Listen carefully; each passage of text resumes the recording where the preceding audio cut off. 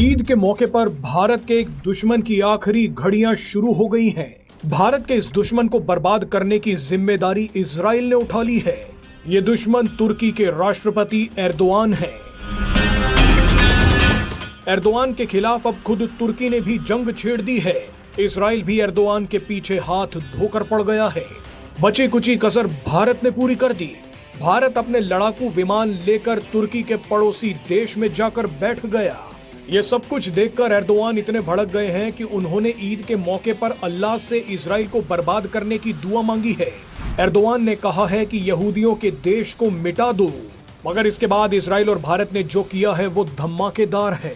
इस वीडियो में आपको बताएंगे कि कैसे ईद पर भारत के दुश्मन की बर्बादी तय हो गई है।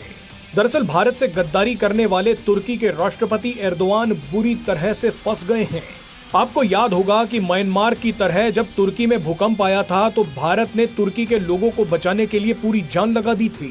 तुर्की लगातार ब्रिक्स समूह में शामिल होने की मांग कर रहा था। उस पर भी भारत ने एक सकारात्मक रुख दिखाया, लेकिन दोनों ही बार एर्दोआन ने गद्दारी की। एर्दोआन पाकिस्तान के साथ जाकर खड़े हो गए और कश्मीर पर बयानबाजी कर दी, मगर एर्दोआन को कर्मों का फल मिल गया है। एर्दोआन से ऐसी दो बड़ी गलतियां हो गई हैं जिनका सबसे बड़ा फायदा भारत को मिलने वाला है।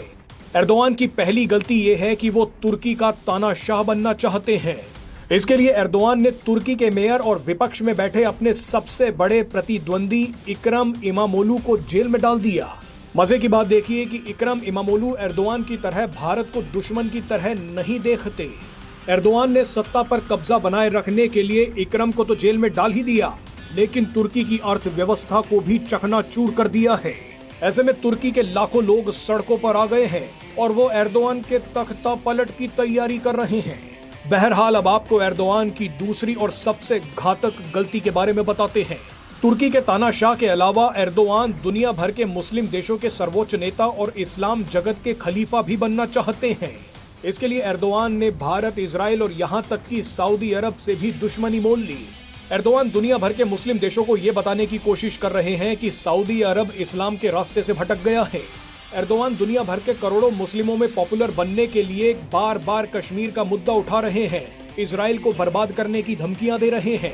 एर्दोआन ने गाजा के नाम पर मुस्लिम देशों को एकजुट करने की कोशिश भी की। ईद के मौके पर मुस्लिमों को खुश करने के लिए एर्दोआन ने कहा कि मैं अल्लाह से दुआ करता हूँ कि इजराइल नष्ट हो जाए, एक भी यहूदी जिंदा ना बचे और हम फिलिस्तीन के साथ खड़े रहें। अब इतना सब कुछ सुनने के बाद इजराइल कहां चुप बैठने वाला था। इजराइल ने कहा कि तानाशाह एर्दोआन ने अपना यहूदी विरोधी चेहरा दिखा दिया है। एर्दोआन न केवल इस क्षेत्र के लिए बल्कि अपने लोगों के लिए भी खतरनाक हैं। एर्दोआन का वही हाल होगा जो सद्दाम हुसैन का हुआ था। इजराइल अमेरिका के साथ मिलकर एर्दोआन को हटाने की तैयारी में जुट गया है। हालांकि बची कुची कसर भारत ने पूरी कर दी। जिस समय तुर्की के लोग एर्दोआन के खिलाफ सड़कों पर बैठे हैं, ठीक उसी वक्त भारतीय वायुसेना तुर्की के पड़ोसी देश में जाकर युद्ध अभ्यास करने लग गई। भारतीय वायुसेना के फाइटर जेट्स ग्रीस में युद्ध अभ्यास कर रहे हैं। ग्रीस भी एर्दोआन और तुर्की का दुश्मन है।